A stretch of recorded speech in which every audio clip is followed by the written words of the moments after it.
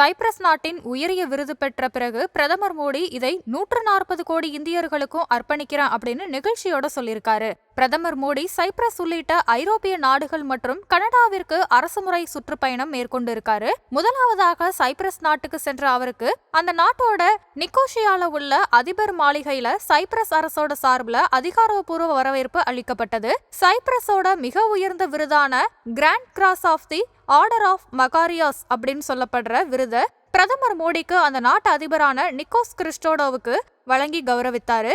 விருதை பெற்றுக்கொண்ட பின்னர் பேசிய பிரதமர் மோடி, எதிர்காலத்தில் தங்கள் செயலில் உள்ள கூட்டாண்மை புதிய உச்சத்தை தொடும் என்றும் அமைதியான மற்றும் பாதுகாப்பான உலகளாவிய சூழலை உருவாக்குவதற்கு பங்களிப்போம் என்றும் கூறினார். இந்தியாவிற்கும் சைப்ரஸ் நாட்டிற்கும் இடையே நல்ல உறவு இருக்கு அப்படின்னு சொன்ன பிரதமர் மோடி, இந்த விருதை அனைத்து இந்தியர்களின் சார்பாக மிகுந்த பணிவுடனும் நன்றியுடனும் ஏற்றுக்கொள்ளப் போவதாகவும் 140 கோடி இந்தியர்களுக்கும் இதனை அர்ப்பணிக்கிறதாகவும் சொல்லியிருக்காரு. இந்த விருது அமைதி, பாதுகாப்பு, இறையாண்மை மற்றும் நமது மக்களின் அசைக்க முடியாத அர்ப்பணிப்போட அடையாளம் அப்படின்னு சொல்லியிருக்காரு. அதற்கு பிறகு அங்க நடைபெற்ற வர்த்தக மாநாட்டிலையும் பிரதமர் மோடி கலந்து கொண்டு பேசியிருக்காரு.